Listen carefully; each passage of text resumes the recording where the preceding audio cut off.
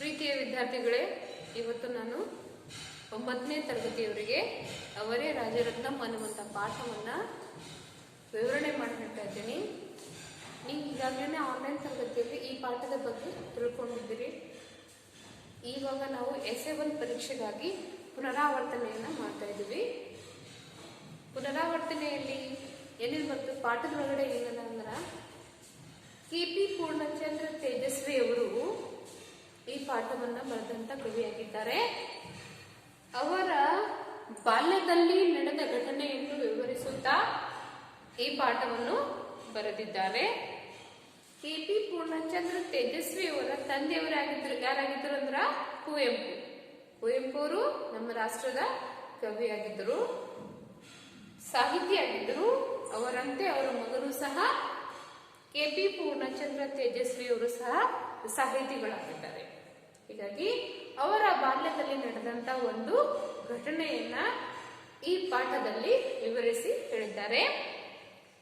ಮೊದಲೆಲ್ಲ ಅವರು ತೇಜಸ್ವಿ ಅವರು ತನ್ನ ತಂದೆಯನ್ನ ಏನಿಂದ ಸಂಬೋಧಿಸಿದ್ರ ಅಂದ್ರ ಅಣ್ಣ ಅಂತ ಹೇಳಿ ಕರಿತಾ ಇದ್ರು. ಅಪ್ಪ ಅಂತ ಕರಿತಾ ಇರ್ಲಿಲ್ಲ, ಅವರಿಗೆ ಅಣ್ಣ ಅಂತ ಸಂಬೋಧಿಸಿ ಅಥವಾ ಕರಿತಾ ಇದ್ರಪ್ಪ. ಕವಿ ಅಂದ ಬಳಿಕ ಕವಿ ಮನೆಗೆ ಸಾಕಷ್ಟು ಜನರು ಬರ್ತಾರ ಹೋಗ್ತಾರ. ಕವಿಗಳ ಜೊತೆಗೆ ಮಾತಾಡ್ಲಿಕ್ಕೆ ಬರ್ತಾರ, ಅಥವಾ ಸಾಹಿತ್ಯದ ಬಗ್ಗೆ ಪರಿಚಯ ತಿಳ್ಕೊಳ್ಲಿಕ್ಕೆ ಬರ್ತಾರ, ಅಥವಾ ಬೇರೆ ಬೇರೆ ವಿಷಯಗಳಿಗೆ ಕವಿ ಅಂದ ಬಳಿಕ ಇವ್ರ ಮನೆಗೆ ಸಾಕಷ್ಟು ಜನ ಬರ್ತಾ ಇರ್ತಾರ ಮತ್ತ ಹೋಗ್ತಾ ಇರ್ತಾರ. ಮೊದಲೆಲ್ಲ ಸಣ್ಣ ಮಕ್ಕಳಿದ್ದಾಗ ಕುವೆಂಪು ಅವ್ರದ್ದು ಮಗ ತೇಜಸ್ವಿ, ಅವನು ಸಣ್ಣಗಿದ್ದಾಗ ಬಹಳಷ್ಟು ಜನರು ಕುವೆಂಪು ಅವ್ರ ಮನೆಗೆ ಬರ್ತಾ ಇದ್ರು, ಹೋಗ್ತಾ ಇದ್ರು. ಯಾರು ಬಂದರೂ ಮಕ್ಕಳಿಗೆ ಯಾವ ತರದ ತೊಂದರೆಗಳು ಆಗ್ತಾ ಇರ್ಲಿಲ್ಲ. ಒಂದ್ಸಲ ಏನಾಯ್ತು ಅಂತಂದ್ರ, ಭಿಕ್ಷುಕರು ಅಣ್ಣ ಯಾವತ್ತೂ ಸಹ ಏನ್ ಮಾಡ್ತಿದ್ರು ಅಂದ್ರ ಭಿಕ್ಷುಕರಿಗೆ ದಾನ ಕೊಡ್ಬೇಡ್ರಿ ಅಂತ ಹೇಳ್ತಿದ್ರು. ಯಾಕಂದ್ರ ಕುವೆಂಪು ಜೀವನದಲ್ಲಿ ಒಂದು ಘಟನೆ ಆಗೋಗಿತ್ತು. ಏನಂದ್ರ ಒಂದ್ಸಲ ಅವ್ರ ಆಶ್ರಮಕ್ಕೆ ಹೋಗಿದ್ದಾಗ ಅಲ್ಲೊಬ್ಬ ಭಿಕ್ಷುಕ ಹೇಗಿದ್ದನಂದ್ರ ಹಳವಾನಾಗಿದ್ದನು. ಹಳವ ಅಂದ್ರೇನು, ಕುಂಟನಾಗಿದ್ದನು. ಕುಂಟ ಅದನ್ನಲ್ಲ ಅಂತ ಹೇಳಿ ಕುವೆಂಪು ಏನ್ ಮಾಡಿದ್ರು ಅಂದ್ರ ಅವನಿಗೆ ಹಣ ಕೊಟ್ಟರು, ದಾನ ಮಾಡಿದ್ರು. ಅಷ್ಟೊತ್ತಿಗೆ ಅಲ್ಲಿ ಏನಾಯ್ತು ಅಂತಂದ್ರ ಆ ಆಶ್ರಮದಾಗ ಅವಾಗ ಕುಂತಿದ್ನು. ಆ ಆಶ್ರಮದಾಗ ಕುಂತಿದ್ದ ಸಲುವಾಗಿ ಕುವೆಂಪು ಅವ್ರಿಗೆ ಏನ್ ಮಾಡಿದ್ರು, ದಾನ ಮಾಡಿದ್ರು. ಅಷ್ಟೇ ಸಮಯದಾಗ ಸ್ವಾಮೀಜಿಗಳು ಬಂದ್ರಪ್ಪ. ಸ್ವಾಮೀಜಿಗಳಿಗೆ ನೋಡಿ ಅವ ಏನ್ ಮಾಡ್ಕೊಂಡನು, ಕುಂಟ ಅಂತ ಕೂತಿನಲ್ಲ ತನ್ನ ಕಾಲನ್ನೆಲ್ಲ ನೆಟ್ಟಗ್ ಮಾಡ್ಕೊಂಡು ಅವ ಓಡೋಗ್ಬಿಟ್ಟು. ಅವಾಗ ಸ್ವಾಮೀಜಿಗಳು ಏನ್ ಮಾಡಿದ್ರು ಅಂತಂದ್ರ ಭಿಕ್ಷೆ ಕೊಡೋದು ತಪ್ಪು ಅಂತ ಕುವೆಂಪು ಅವರಿಗೆ ಹೇಳಿದ್ರು. ಇದರಿಂದಾಗಿ ಸಿದ್ದೇಶ್ವರಾನಂದರು ಅಣ್ಣನ ಮೂರ್ಖತನಕ್ಕೆ ಛೀಮಾರಿ ಹಾಕಿದರು. ಅಂದ್ರೆ ಕುವೆಂಪು ಅವರ ಭಿಕ್ಷೆ ನೀಡಿದಂತಹ ತಪ್ಪಿಗೆ ಹಿಂಗೆಲ್ಲ ನೀನು ಭಿಕ್ಷೆ ಹಾಕ್ಲಿಕ್ಕೆ ಹೋಗ್ಬೇಡ ಅಂತ ಛೀಮಾರಿ ಹಾಕಿದ ಸಲುವಾಗಿ ಕುವೆಂಪು ಅವರಿಗೆ ಭಿಕ್ಷೆ ನೀಡೋದಂದ್ರ ಒಂದು ದೊಡ್ಡ ತಪ್ಪು ಅಂತ ಹೇಳಿ ತನ್ನ ಮಕ್ಕಳಿಗೆ ಅವರು ಹೇಳ್ಕೊಟ್ಟಿದ್ರು. ಭಿಕ್ಷುಕರು ಅಂದ್ರ ಹೇಗಿರ್ತಾರ ಅಂತಂದ್ರ, ಸಾಧಾರಣವಾಗಿ ಭಿಕ್ಷುಕರು ಅಂದ್ರೆ ಮೋಸಗಾರರು ಅಂತ ಅವ್ರಿಗೆ ಅನಿಸ್ಬಿಟ್ಟಿತ್ತು. ಅದೊಂದು ಅವ್ರ ತಲೆಯೊಳಗ ಫಿಕ್ಸ್ ಆಗಿತ್ತು. ಹೀಗಾಗಿ ಕುವೆಂಪು ಅವ್ರು ಏನ್ ಮಾಡಿದ್ರು ಅಂತಂದ್ರ ಭಿಕ್ಷುಕರನ್ನ ದ್ವೇಷಿಸುತ್ತಿದ್ರು. ಯಾಕಂದ್ರೆ ಅವ್ರಿಗೆ ಅನುಭವ ಆಗಿತ್ತಲ್ಲ, ಹಾಗಾಗಿ ಅವರು ಭಿಕ್ಷುಕರನ್ನ ದ್ವೇಷಿಸ್ತಾ ಇದ್ರು. ಅವ್ರು ಏನ್ ಮಾಡ್ತಾರ ಭಿಕ್ಷುಕರು ಅಂತಂದ್ರ ಮೋಸ ಮಾಡ್ತಾರ. 1ನೇ ಪಾಯಿಂಟ್. ಎರಡನೇದಾಗಿ ಕದಿಯೋದಿರ್ತದಲ್ಲ, ಕಳ್ಳರು ಮೊದಲು ಏನ್ ಮಾಡ್ತಾರ, ಮನೆಗೆ ಹೋಗಿ ಎಲ್ಲಾ ವಿಷಯವನ್ನ ತಿಳ್ಕೊಂಡು ನೋಡ್ಕೊಂಡ್ ಬರ್ತಾರ, ಆಮೇಲೆ ಏನ್ ಮಾಡ್ತಾರ, ಕಳ್ತನ ಮಾಡ್ತಾರ ಅಂತ ಅವ್ರು ಹೇಳಿದ್ರು. ಇನ್ನೊಂದು ಅಂದ್ರ ದುಡಿದು ತಿನ್ಲಿಕ್ಕೆ ಇಷ್ಟಪಡ್ಲಾರ್ದವರು, ಕೆಲಸ ಮಾಡಿ ಊಟ ಮಾಡ್ಬೇಕಂತ ಇಷ್ಟಪಡ್ಲಾರ್ದವ್ರು ಏನ್ ಮಾಡ್ತಿದ್ರು, ಸೋಮಾರಿಗಳು ಭಿಕ್ಷೆ ಬೇಡ ತಿಂತಾರ. ಹೀಗಾಗಿ ಭಿಕ್ಷುಕರನ್ನ ಪ್ರೋತ್ಸಾಹಿಸಬೇಡ್ರಿ ಅಂತ ಹೇಳಿ ಹೇಳಿದ್ರು. ಕುವೆಂಪು ಅವರು ತನ್ನ ಮಕ್ಕಳಿಗೆ ತಿಳಿ ಹೇಳ್ಕೊಟ್ಟಿದ್ರಪ್ಪ. ಇಷ್ಟ ಆದ್ರೂ ಏನ್ ಮಾಡ್ತಿದ್ರು, ಕುವೆಂಪು ಅವ್ರ ಪತ್ನಿ ಏನ್ ಮಾಡ್ತಿದ್ರು ಅಂದ್ರ ಅವ್ರ ಮನೆ ಹತ್ರ ಬರುತ್ತಿರುವಂತ ಕುಷ್ಠರೋಗಿಗಳಿಗೆ 2 ಅಥವಾ 3 ಜನ ಕುಷ್ಠರೋಗಿಗಳು ಬಂದಿದ್ರು. ಅವ್ರಿಗೆ ಏನ್ ಮಾಡ್ತಿದ್ರು ಅಂತಂದ್ರ ಭಿಕ್ಷೆ ಹಾಕ್ತಾನೆ ಇದ್ರಪ್ಪ. ಆದ್ರ ಸಣ್ಣ ಮಕ್ಕಳು ತಂದೆ ಏನ್ ಹೇಳ್ತಾರ ಅದನ್ನೇ ಪಾಲಿಸ್ಕೊಂಡು ಹೋಗ್ಬೇಕಿಲ್ಲ.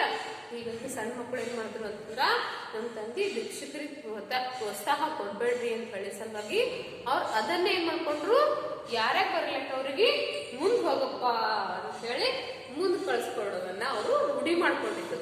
ಇದೇನಾಯ್ತು, ಕುವೆಂಪು ಅವರು ಮಕ್ಕಳಿಗೆ ಶಿಕ್ಷಕರನ್ನ ಸೇರಿಸ್ಕೊಳ್ಬೇಡ್ರಿ, ಅವ್ರು ಶಿಕ್ಷಕರು ಮೋಸಗಾರ ಆಗಿರ್ತಾರೆ ಅಂತ ಹೇಳಿ ಸಲುವಾಗಿ ಅವರು ಸಹ ಅದನ್ನೇ ಮಕ್ಕಳು ಫಾಲೋ ಮಾಡ್ತಾ ಇದ್ರಪ್ಪ.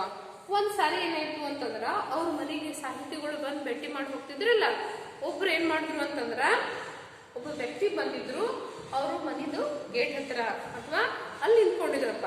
ಅವ್ರ ಡ್ರೆಸ್ ಅಪ್ ಹೆಂಗಿತ್ತು ಅಂತಂದ್ರ ಅಡ್ಡ ಪಂಚೆ ಅಂದ್ರ ಲುಂಗಿ ಹಾಕೊಂಡಿದ್ರು, ಬಿಳಿ ಅಂಗಿಯನ್ನ ಹಾಕೊಂಡಿದ್ರು, ಮೈ ಮೇಲೆ ನಸು ಕಂದು ಧೋತ್ರ, ಮೈ ಮೇಲೆ ನಸು ಕಂದು ಬಣ್ಣದ ಧೋತ್ರ ಇತ್ತು,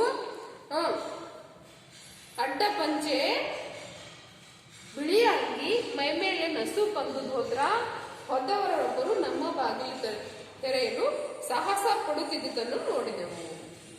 ಹೀಗೆಲ್ಲ ಡ್ರೆಸ್ ಅಪ್ ಮಾಡ್ಕೊಂಡಿದ್ದವರು ಅಡ್ಡ ಪಂಚೆ ಹಾಗೂ ಬಿಳಿ ಅಂಗಿ, ನಸು ಕಂದು ಧೋತ್ರ ಅಂಗಿ, ಮ್ಯಾಲೊಂದು ಪಂಚೆ ಹಾಕೊಂಡಿದ್ರಪ್ಪ. ಹೋದವರು ಅವ್ರ ಬಾಗಿಲ ಹತ್ರ ಬಂದು ಬಾಗಿಲು ಓಪನ್ ಮಾಡ್ತಾ ಇದ್ರಪ್ಪ. ಇದನ್ನೆಲ್ಲ ಯಾರು ನೋಡಿದ್ರು? ಮಕ್ಕಳು ನೋಡಿದ್ರಪ್ಪ. ಅವ್ರ ಹತ್ರ ಏನಿತ್ತು, ಒಂದ್ ದೊಡ್ಡ ಸಾಹಿತಿಗಳು ಹಾಕೊಳ್ತಾರಲ್ಲ ಹಾಗೆ ಒಂದ್ ಬ್ಯಾಗ್ ಹಾಕೊಂಡಿದ್ರು. ಇದನ್ನೆಲ್ಲ ನೋಡಿದ್ರಪ್ಪ. ಇವ್ರ ವೇಷಭೂಷಣವನ್ನೆಲ್ಲ ಮಕ್ಕಳು ನೋಡಿದ್ರಪ್ಪ. ದೊಡ್ಡ ಜೋಳಿಗೆ ಅಂತ ಚೀಲ ಇತ್ತು. ಮನೆಯ ಚಿಕ್ಕ ಗೇಟನ್ನು ಕೊಂಚ ಎತ್ತಿ ಅಗುಳಿ ತೆರೆಯಬೇಕಾದ್ದರಿಂದ ಹೊರಗಿನಿಂದ ತೆಗೆಯೋದು ಕಷ್ಟ ಇತ್ತು. ಅಗುಳಿ ಹಾಕ್ತಾರಲ್ಲ, ಅಗುಳಿ ತೆಗೆಯೋದು ಸ್ವಲ್ಪ ಕಷ್ಟ ಆಗಿತ್ತು. ಅವ್ರೇನ್ ಮಾಡ್ತಿದ್ರು, ನುಗ್ತಾ ಇದ್ರಪ್ಪ ಮನೆಯ ಗೇಟು. ಅವರನ್ನು ನೋಡಿದ ಚೈತ್ರ ಮುಂದೆ ಹೋಗಪ್ಪ ಎಂದು ಕೂಗಿದ. ಚೈತ್ರ ಏನ್ ಮಾಡಿದ್ರು, ಮುಂದೆ ಹೋಗಪ್ಪ ಅಂತ ಹೇಳಿ ಕೂಗಿದ್ರಪ್ಪ. ಆದ್ರೂ ಆ ವ್ಯಕ್ತಿ ತಮ್ಮ ಗೇಟು ತೆಗೆಯಲು ಪ್ರಯತ್ನ ಮುಂದುವರಿಸಿದ್ರು. ಮುಂದೆ ಹೋಗಪ್ಪ ಅಂತ ಅಂದ್ರೂ ಸಹ ಏನ್ ಮಾಡ್ತಿದ್ರು, ಗೇಟ್ನು ಒಳಗ್ ಬರ್ಲಿಕ್ಕೆ ಪ್ರಯತ್ನ ಮಾಡ್ತಾ ಇದ್ರಪ್ಪ. ನಾವೆಲ್ಲರೂ ಸಾಮೂಹಿಕವಾಗಿ ಮುಂದೆ ಹೋಗಪ್ಪ ನೀವು ಭಿಕ್ಷುಕರಲ್ಲಿ ಮುಂದೆ ಹೋಗಪ್ಪ ಅಂತ ಹೇಳಿದ್ರಪ್ಪ. ಬಂದ ವ್ಯಕ್ತಿಯನ್ನು ಭಿಕ್ಷುಕರ ರೀತಿ ಕೊಳಕು ಬಟ್ಟೆಯನ್ನು ಭಿಕ್ಷಾ ಪಾತ್ರನೇ ಹಿಡಿದವನಲ್ಲ. ಬಂದಿರುವಂತ ವ್ಯಕ್ತಿ ಹೊಲಸು ಬಟ್ಟೆ ಹಾಕೊಂಡಿರ್ಲಿಲ್ಲ. 1ನೇ ಪಾಯಿಂಟು 2ನೇ ಪಾಯಿಂಟು ಅವನ ಹತ್ರ ಭಿಕ್ಷಾ ಪಾತ್ರೆನೂ ಇರ್ಲಿಲ್ಲ. ಆದರೆ ಅನೇಕ ದಾಸಯ್ಯಗಳು ಮಾರಿ ಭಕ್ತರು ಎಂಥವಕ್ಕೋ ಚಂದ ವಸೂಲಿ ಮಾಡಲು ಬರುವವರು ಟ್ರಿಮ್ ಆಗಿಯೇ ಬಟ್ಟೆ ಹಾಕಿಕೊಂಡು ಭಿಕ್ಷಾಟನೆಗೆ ಬರುತ್ತಿದ್ದರಿಂದ ನಾವು ನಮಗೆ ಗುರುತು ಪರಿಚಯ ಇಲ್ಲದೆ ಮನೆಯೊಳಗೆ ಬರುವವರನ್ನೆಲ್ಲ ಮುಂದೆ ಕಳಿಸಬೇಕಾದ ಭಿಕ್ಷದವರೆಂದು ತೀರ್ಮಾನಿಸಿ ಹೋಗ್ತು. ಏನಾದ್ರೂ ಸರಿ ಇವ್ರು ಹಂಗೆ ತಿರುಗಲ್ಲ, ಇವರನ್ನ ಮುಂದೆ ಕಳಿಸೋದೇ ವಾಸಿ ಅದ ಅಂತ ಹೇಳಿ ಏನ್ ಮಾಡಿದ್ರು, ಮುಂದೆ ಹೋಗಪ್ಪ ಅಂತ ಹೇಳಿದ್ರು. ಓಹೋ ಇದು ನೋಡ್ರಿ, ಇಷ್ಟೆಲ್ಲ ಮುಂದೆ ಹೋಗಪ್ಪ ಅಂದ್ರೂ ಅಲ್ಲೇನಾಗಿತ್ತು, ಮುಂದೆ ಹೋಗ್ಲಾರ್ದ ವ್ಯಕ್ತಿ ಏನ್ ಮಾಡಿದ್ರು, ಮುಂದೆ ಹೋಗ್ಲಿಲ್ಲ. ಮುಂದೆ ಹೋಗಪ್ಪ ಅಂದ್ರೆ ವ್ಯಕ್ತಿ ಮುಂದೆ ಹೋಗ್ಲಿಲ್ಲ. ಅದಕ್ಕೆ ಹುಡುಗರು ಏನ್ ಮಾಡಿದ್ರು, ಮನಿ ಒಳಗೆ ಹೋಗಿ ತನ್ನ ಅಣ್ಣನ ಹತ್ರ ಕುವೆಂಪು ಹತ್ರ ಹೋಗಿ ಹೇಳ್ತಾರಪ್ಪ.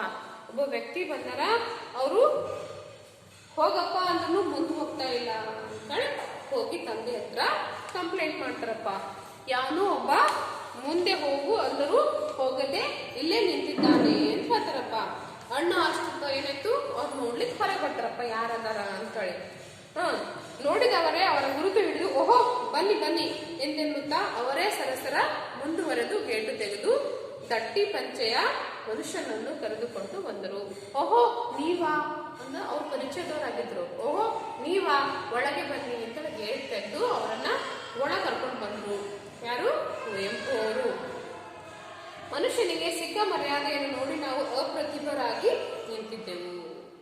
ಅವಕ್ಕಾದ್ರಪ್ಪ ಇವ್ರೇನು ತಿಳ್ಕೊಂಡಿದ್ರು, ಭಿಕ್ಷುಕರನ್ನು ತಿಳ್ಕೊಂಡಿದ್ರು. ಅವರು ತಂದೆಯವರ ಪರಿಚಯದವರಾಗಿದ್ದರು. ಇವ್ರೇನಾದ್ರು ದಂಗಾಗ್ಬಿಟ್ರಪ್ಪ. ಏನು ಪುಟ್ಟಪ್ಪ, ಮನೆಗೆ ಬಂದವರನ್ನೆಲ್ಲ ಮುಂದೆ ಕಳಿಸಿಬಿಡಿ ಎಂದು ಹೇಳುತ್ತಿದ್ದೀರಾ?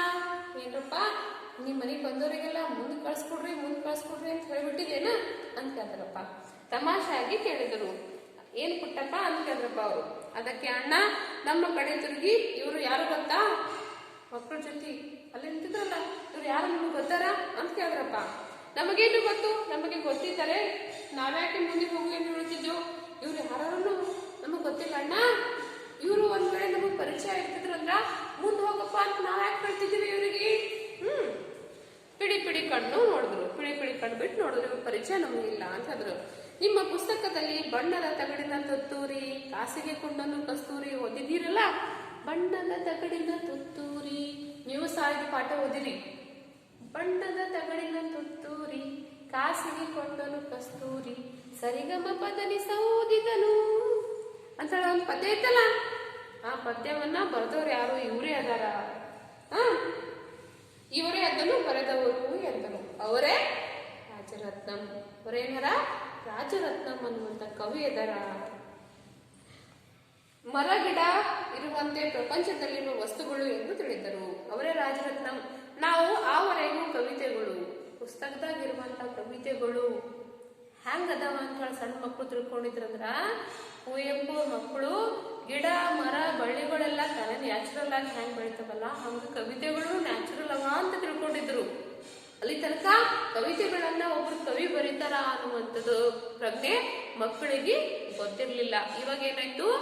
ನೀವು ಹೇಳ್ತೀರಲ್ಲ, ಬಣ್ಣದ ತಗಡಿನ ತುತ್ತೂರಿ ಅಂತ ನಿಮ್ ಪಾಠದೊಳಗಡೆ ಪದ್ಯ ಅದೆಲ್ಲ, ಇದನ್ನ ಬರೆದವರು ಯಾರು ಅಂದ್ರ ರಾಜರತ್ನಂ ಅಂತ ತಿಳಿಸ್ಕೊಟ್ಟಿನಾಗ ಅವರಿಗೆ ಗೊತ್ತಾಯ್ತು ಕವಿತೆಗಳು ಸಹ ಸಹಜ ಸೃಷ್ಟಿ ಅಲ್ಲ, ಇವನ್ನ ಕವಿಗಳು ರಚನೆ ಮಾಡ್ತಾರ ಅನ್ನೋದನ್ನ ವಿಷಯ ಮಕ್ಕಳಿಗೆ ಗೊತ್ತಾಯ್ತು.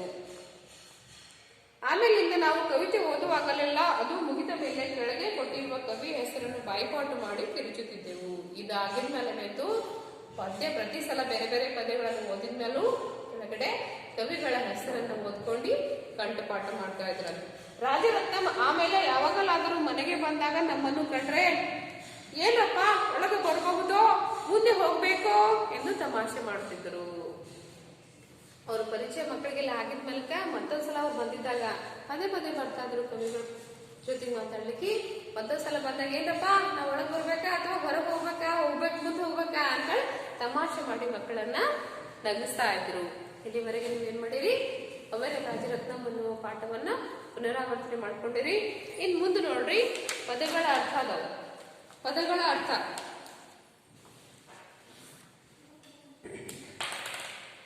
ಪಾಠ ಯಾವ್ದು ನೋಡ್ರಿ? ಪಾಠ 1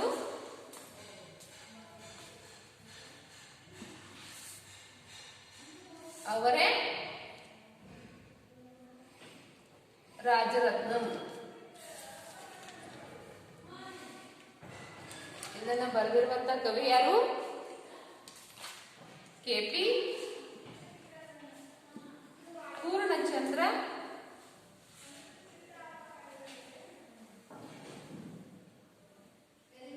ತೇಜಸ್ವಿ.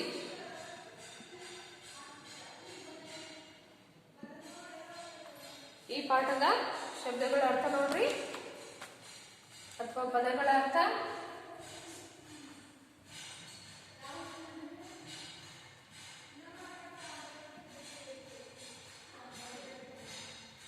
ಮಕ್ಕಳೇ, ಪುನರಾವರ್ತನೆಯಲ್ಲಿ ಗಮನಿಸಬೇಕಾಗಿರೋದು ಒಂದು, ಮೊದಲು ನೀವು ಪಾಠವನ್ನ ಕರೆಕ್ಟ್ ಆಗಿ ಮುಗಿಯೋ ತನಕ ಗಮನವಿಟ್ಟು ಓದ್ಬೇಕು. ಮೊದಲು ಮುಖ್ಯವಾಗಿ ಎಲ್ಲಾ ವಿಷಯದೊಳಗ ನೀವೇನ್ ಮಾಡ್ಬೇಕು? ಪಾಠವನ್ನ ತಿಳ್ಕೊಂಡಿರ್ಬೇಕು. ಆಮೇಲಿಂದ ಪ್ರಶ್ನೆಗಳನ್ನ, ಯಾವುದೇ ಪ್ರಶ್ನೆ ಕೇಳಿ ಅದನ್ನ ನೀವು ಉತ್ತರಿಸುವಂತ ಸಾಮರ್ಥ್ಯವನ್ನ ಪಡ್ಕೊಳ್ತೀರಿ. ಹೀಗಾಗಿ ಮೊದಲೇನ್ ಮಾಡ್ಬೇಕು? ಗದ್ಯ ಭಾಗವನ್ನ ಓದಿ ಮನನ ಮಾಡ್ಕೊಳ್ಬೇಕು. ಇದ್ರೊಳಗೆ ನೋಡ್ರಿ, ಪದಗಳ ಅರ್ಥ ಯಾವಾಗ ನೋಡ್ರಿ? ಅಂಗಲಾಚು. ಅಂಗಲಾಚು ಅಂದ್ರೇನು? ಬೇಡು. ಕಿರುಚು. ಕಿರುಚು ಮೀನ್ಸ್ ಜೋರಾಗಿ ಕೂಗು. ಛೀಮಾರಿ ಹಾಕು.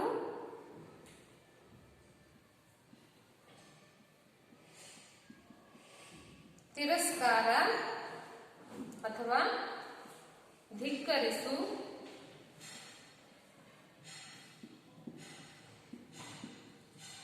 ನೆಕ್ಸ್ಟ್ ನೋಡ್ರಿ, ಧೋತ್ರ ಅಂದ್ರೆ ಪಂಚೆ.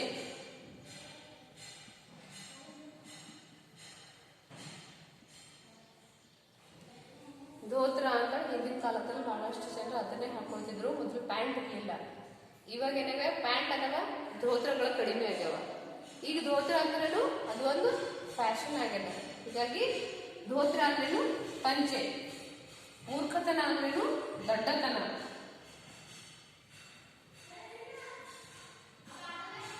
ದಡ್ಡತನ. ಸಾಮೂಹಿಕ ಅಂದ್ರೇನು ಒಟ್ಟು.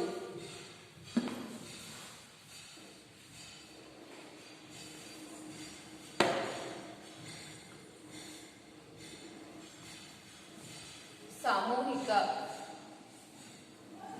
ಒಟ್ಟು.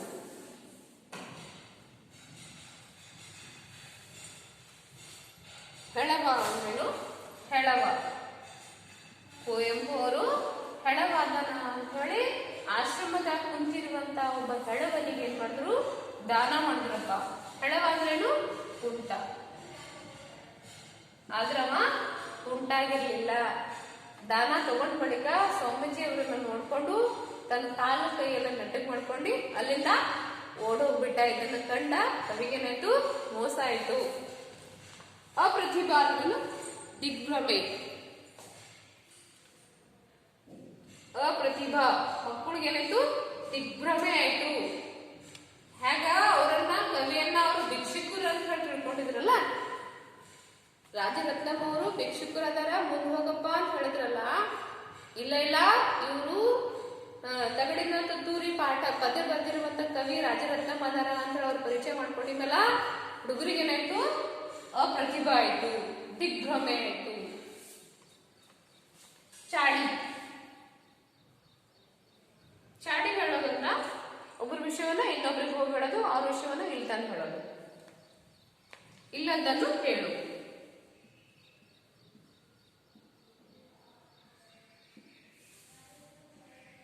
ಅಲ್ಲಿ ಒಬ್ಬ ವ್ಯಕ್ತಿ ಇದ್ರು, ಹೊರಗಡೆ ಬಂದಿರುವಂತ ವ್ಯಕ್ತಿ ಯಾರು ಅಂತ ಗೊತ್ತಿಲ್ಲ. ಅದನ್ನು ಸಹ ಏನಾಯ್ತು, ಇಲ್ಲದನ್ನು ಹೇಳಿದ್ರು. ತಂದೆಯವರಿಗೆ ಹೋಗಿ ಚಾಡಿ ಹೇಳಿದ್ರು, ಜೋರು ಮಾಡು. ನೆಕ್ಸ್ಟ್ ನೋಡ್ರಿ, ಜೋರು ಮಾಡು. ಜೋರು ಮಾಡು ಏನಂತ, ದಬಾಯಿಸು.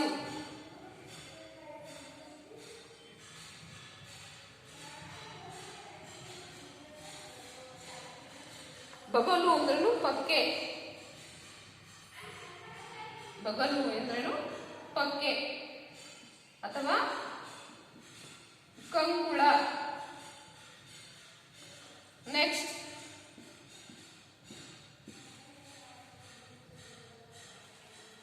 ಶಿರಸ ವಹಿಸು.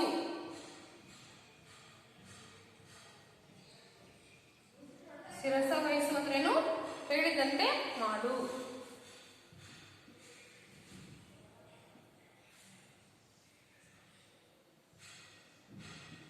ತಂದೆ ಹೇಳಿದ್ರು, ಭಿಕ್ಷುಕರಿಗೆ ಭಿಕ್ಷೆ ಕೊಡಬೇಡ್ರಿ, ಸೋಮಾರಿ ಆಗಿರ್ತಾರ, ಇಲ್ಲಾಂದ್ರೆ ಕಳ್ಳರಾಗಿರ್ತಾರ, ಇಲ್ಲ ಅಂತಂದ್ರ ಮೋಸ ಮಾಡೋರಾಗಿರ್ತಾರ ಅಂತ ಹೇಳಿ ಸಲುವಾಗಿ ಮಕ್ಕಳು ಏನ್ ಮಾಡಿದ್ರು, ಆ ಮಾತನ್ನ ಶಿರಸ ವಹಿಸಿ ಕೇಳಿದ್ರು.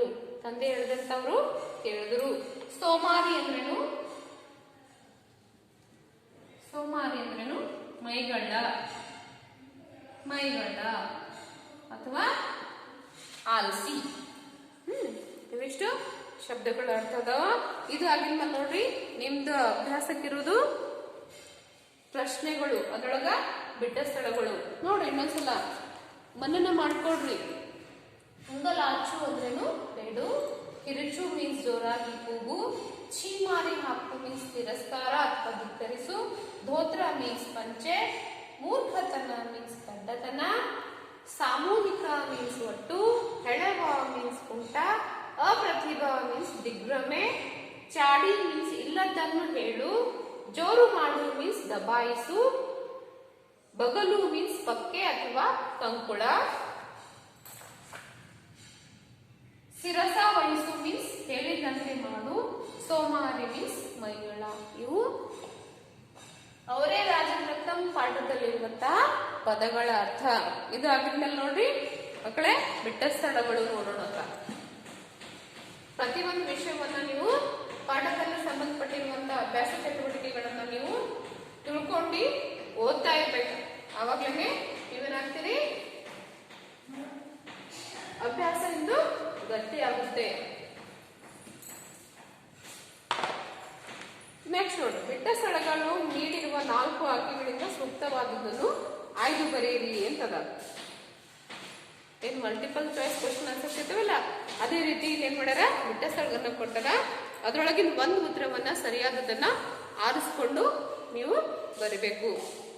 ನೋಡ್ರಿ, ಬಿಟ್ಟ ಸ್ಥಳಗಳನ್ನು ನೀಡಿರೋ 4 ಆಯ್ಕೆಗಳಿಂದ ಸೂಕ್ತವಾದವನ್ನು ಆಯ್ದು ಬರೆಯಿರಿ ಅಂತದ. ಮೊದಲನೇ ನೋಡ್ರಿ, ಅವರೇ ರಾಜರತ್ನ,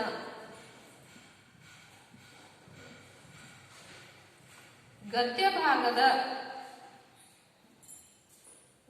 ಭಾಗದ ಆಕರ ಕೃತಿ ಯಾವ ಕೃತಿ ಒಳಗಿಂದ ಅವರೇ ರಾಜರತ್ನ ಅನ್ನುವಂತ ಪಾಠವನ್ನ ಆರಿಸಲಾಗಿದೆ ಅಂತ ಪ್ರಶ್ನೆ ಅದ. ಅದಕ್ಕೆ ಉತ್ತರಗಳು ಏನೇನವ ನೋಡ್ರಿ, ಆಪ್ಷನ್ಸ್ಗಳು ಏನೇನು ಕೊಟ್ಟ ನೋಡ್ರಿ. 1ನೇದು ಅಣ್ಣನ ಕನಸು, 2ನೇದು ಅಣ್ಣನ ನೆನಪು, 3ನೇದು ಅಣ್ಣನ ಮನಸ್ಸು, 4ನೇದು ಅಣ್ಣನ ಸೊಗಸು ಅಂತ ಹೇಳಿ ಕೊಟ್ಟರ. ಅದ್ರೊಳಗ ಸರಿಯಾದ ಉತ್ತರ ಯಾವ್ದನ್ನ ಹೇಳ್ರಿ ಮಕ್ಕಳೇ? ಅಣ್ಣನ ನೆನಪು. ಅಣ್ಣನ ನೆನಪು.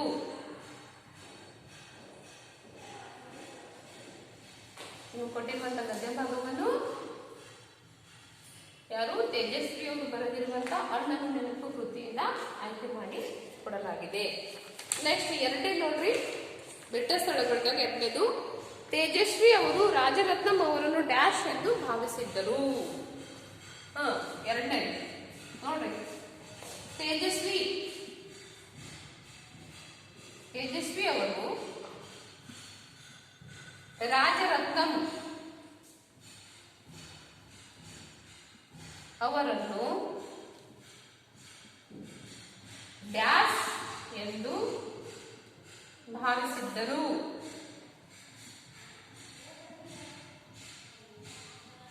ಏನಂತ ಭಾವಿಸಿದ್ರು? ಏನು ನೋಡ್ರಿ ಆಯ್ಕೆಗಳು: ಕವಿ, ಭಿಕ್ಷುಕ, ಗೆಳೆಯ, ಸನ್ಯಾಸಿ. ಏನಂತ ಭಾವಿಸ್ಕೊಂಡ್ರು? ನೀವು ಒಂದ್ ವೇಳೆ ತರಗತಿಯಲ್ಲಿ ಇರ್ತಿದ್ರಂದ್ರ ಅವಾಗಿಂದ ಅವಾಗಲೇ ಉತ್ತರ ಕೊಡ್ತಿದ್ರಿ. ಭಿಕ್ಷುಕ ಸರಿಯಾದ ಉತ್ತರ ಭಿಕ್ಷುಕ ಎಂದು ಭಾವಿಸಿದರು. ಇನ್ನು ಕೊನೆಯದಾಗಿ 3ನೇ ಬಿಟ್ಟ ಸ್ಥಳ ನೋಡ್ರಿ, ತೇಜಸ್ವಿ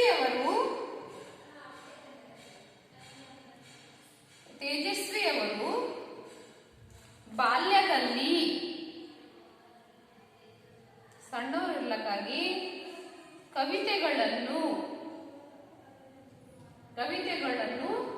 ತಂತಾನೆ ಹುಟ್ಟವ ಸಹಜ ಸೃಷ್ಟಿ ಅಂತ ತಿಳ್ಕೊಂಡಿದ್ದರು. ಡ್ಯಾಶ್ ಎಂದು ಭಾವಿಸಿದರು.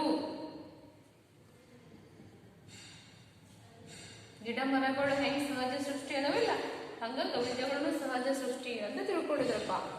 ಸಹಜ